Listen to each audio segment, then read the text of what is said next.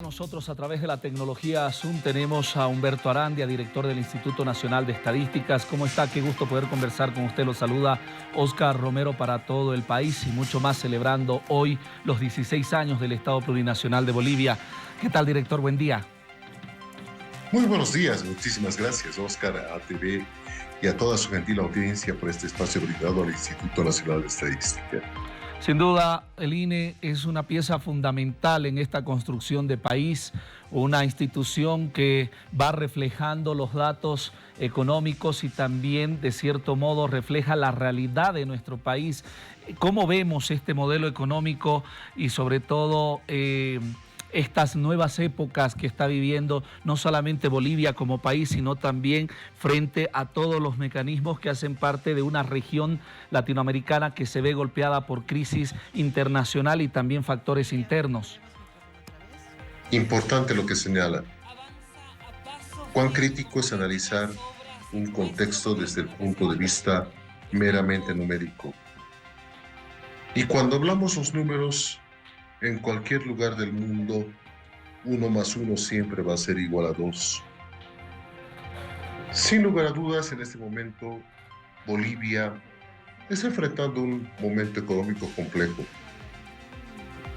Tenemos una inflación elevada, hemos tenido una actividad económica que se ha visto mermada por embates políticos, por conflictos sociales generados por grupos radicales.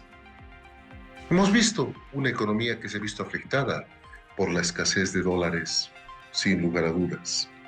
Pero todo esto es parte de un contexto que es coyuntural. Pero si hablamos de números, tenemos que hablar justamente de lo que es el largo plazo, de la misma manera. Director, hablar de economía también, sobre todo a partir del 2006, cuando hubo un cambio trascendental, porque éramos en la época de la República un país absolutamente extractivista, y ahí surge esta política de nacionalización que ayudó muchísimo a Bolivia y a estar donde hoy en día nos encontramos. Es cierto, probablemente no estamos en el mejor de los lugares, pero de que estamos en una mejor situación de la que estábamos antes, no queda la más mínima duda. Si agarramos, por ejemplo, los datos, y a eso nos serviremos, no a discursos políticos, del año 88 al año 2005, encontramos que el ingreso medio de los bolivianos osciló en torno a los $1,000, pero se encontró estancado en ese nivel, sin importar la medida económica que se ha aplicado, 21.060, ajuste estructural, capitalización, privatización, etcétera, etcétera. Pero no existía una reacción y un crecimiento económico que se refleje en el ingreso de todas y todos los bolivianos. Teníamos una pobreza elevadísima, más de 3 millones de pobres, y las cosas permanecían iguales. Empero del 2005 hasta el 2023 hemos tenido un incremento del ingreso promedio desde esos $1,000 estancados durante mucho tiempo hasta más de $3,700 por persona al año. ¿Y dónde se ha dado ese crecimiento? ¿Cómo se ha dado ese crecimiento? Ese crecimiento se originó de los ingresos de los bolivianos basado en el mercado interno, en un porcentaje significativo, es decir, apoyado en las industrias nacionales, apoyado en los emprendimientos, aquellos pequeños, medianos y también grandes. Por ende, este dinero que se ha generado y ha aumentado en gran medida en los últimos años, ha ido a parar al sector empresarial. Y ahí está una de las grandes inconsistencias que se ha mediatizado políticamente en los últimos días. La CAINCO, desde una postura incoherente e inconsistentemente política, ha señalado que el modelo ha sido un fracaso.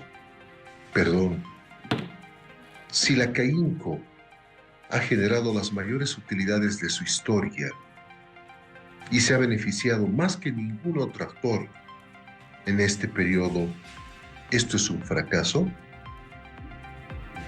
Lo único que muestra la posición de la CAINCO es que han entrado en una campaña política.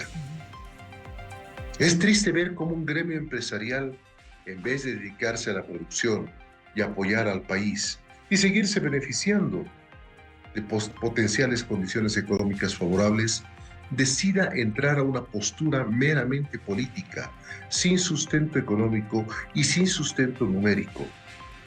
Algo llamativo.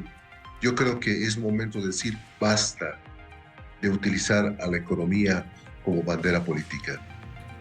Y sin duda ese es un papel que hay que analizarlo, ¿no, director? Porque lastimosamente la política con sus tentáculos ha llegado a la economía y ha afectado, ¿no? Bloqueos que hemos tenido la gestión 2024 y que se han visto reflejados en los números de proyecciones que se tenía a un inicio de la gestión de proyecciones en el ámbito económico que no han sido logrados a cabalidad por este tipo de elementos y fenómenos. Ahora movilizaciones que se están anunciando para esta gestión 2025 cuando desde el gobierno nacional se busca una unidad, una paz, tener un mecanismo mucho más de consenso. Es cierto. Qué duro es poder separar las dos dimensiones, sobre todo cuando existen intereses políticos por detrás. El año pasado, esos 40 días de bloqueo por parte de los grupos radicales que tenemos en el país han dañado en demasía el bolsillo de los bolivianos. La inflación que tenemos hoy en día no se la puede negar, existe y es compleja, pero ha sido ocasionado por estos problemas que todos conocemos. Tampoco podemos aislar a algo que Bolivia y todo el mundo ha enfrentado, que es la crisis climática. Bolivia, Perú, Chile, Argentina, Brasil, el monstruo que tenemos al lado. El año 2024 han sido duramente afectados por los fenómenos climatológicos. Y no estamos exentos de ello. Ahora también tenemos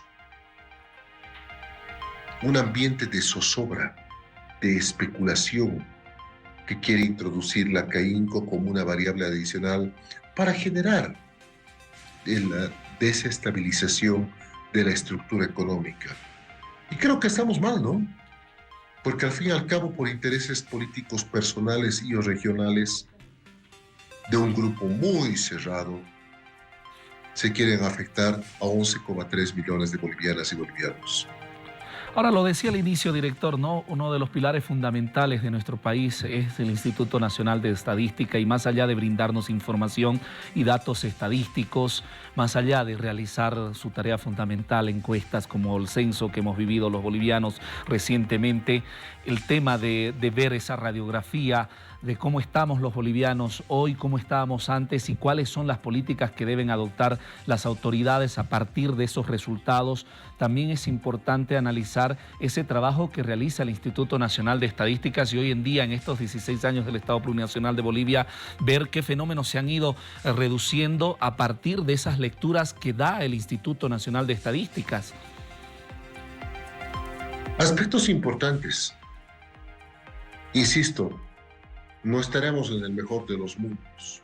Hoy en día tenemos una inflación elevada que se puede corregir eliminando los problemas de oferta, los problemas de abastecimiento que están siendo generados por factores externos a la política económica. Estamos con un crecimiento que podría ser mejor, sin lugar a dudas, pero que nos tendrían que acompañar las condiciones externas y climáticas. Pero también encontramos aspectos muy importantes. Como bien decía, el ingreso promedio de los bolivianos ha pasado de un 2005, desde el 88 al 2005, estancado en $1,000 a más de $3,700. La pobreza ha reducido drásticamente. Y es importante señalar cómo, por ejemplo, en el año 2005 teníamos 3,6 millones de personas con pobreza moderada, es decir, con unos niveles de ingreso que no podían cubrir una canasta básica que satisfaga sus necesidades alimenticias y de servicios. Y esa cifra ha caído al 2023 en un 60%, bajando de 3.6 millones a 1.5 millones. 2.1 millones de personas, casi el 20% de la población boliviana, que ha salido de la pobreza. Y esto ha pasado tanto en el área urbana como en el área rural. Hemos enfrentado en este periodo, a pesar del pésimo desempeño del sector hidrocarburífero por la muy mala política de inversión en hidrocarburos, desempeños muy importantes en las exportaciones del sector empresarial. Hemos visto un incremento sostenido en las exportaciones de soya, de carne, de chía y de productos alternativos que antes no se encontraban siquiera en el radar de los bolivianos. Hemos visto también cómo ha crecido el tejido empresarial, donde teníamos menos de 100.000 empresas, ahora tenemos más de 300.000 empresas.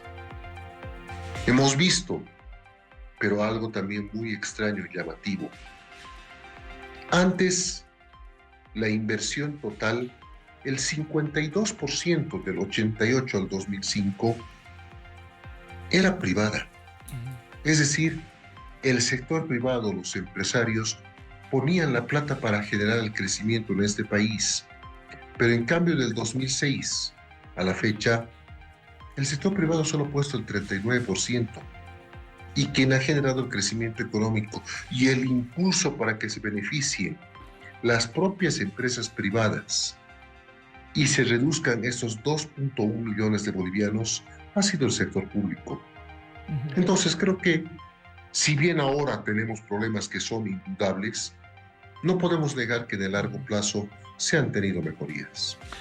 Ahora, es importante, ¿no?, analizar y ver estos datos estadísticos que brinda el INE, sobre todo para la composición de nuevas políticas de Estado, ¿no? Porque a partir de la documentación fría que puede tener datos en algunos aspectos positivos, en otros que hay que ajustar, tenemos también el resultado de poder tener una sociedad y un país mucho mejor a partir de lo que se escanea en esa recopilación de información que ustedes realizan. Sin lugar a dudas, necesitamos mejorar la inversión, sobre todo la inversión privada. Si se han generado tantas utilidades, ¿dónde está esa plata? Debería reinvertirse en el país. Si se han generado tantas exportaciones, esos dólares deberían traerse al país para que el tipo de cambio baje, la inflación mejore y todos los demás aspectos se corrijan. Debería mejorarse muchas variables, lo cual permitiría que la inflación baje, el crecimiento económico aumente y los desequilibrios que existen en este momento puedan ser corregidos. Pero eso tiene que ser un trabajo no solo del gobierno, sino tiene que existir un pacto donde de una vez dejemos de lado el cálculo político y la bandera política en pro de la bandera boliviana. Y este cálculo nos permita directamente apuntar a un beneficio a toda la población, porque es ahí donde se encuentra la solución. Solo trabajando juntos vamos a poder hacer que Bolivia crezca en una senda sostenible. Para ir cerrando la entrevista, director, y a partir de todas estas experiencias y del trabajo que ha ido realizando el Instituto Nacional de Estadísticas en este último tiempo, ¿cómo se proyecta el INE a mediano y largo plazo?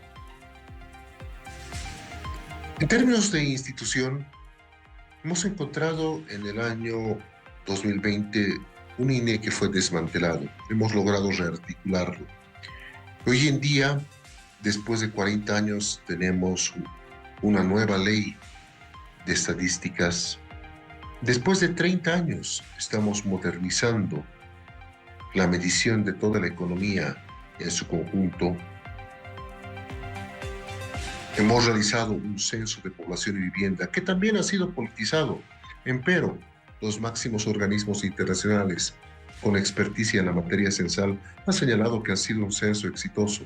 Y qué triste que desde afuera tengan que decirlo, pero los políticos internos, por sus cálculos puntuales, quieran desmerecer este trabajo, entonces puedo afirmar claramente que se tiene un INE más fuerte, un INE que está brindando información de una manera u otra que permite tomar decisiones de política económica que beneficien a toda la población en su conjunto.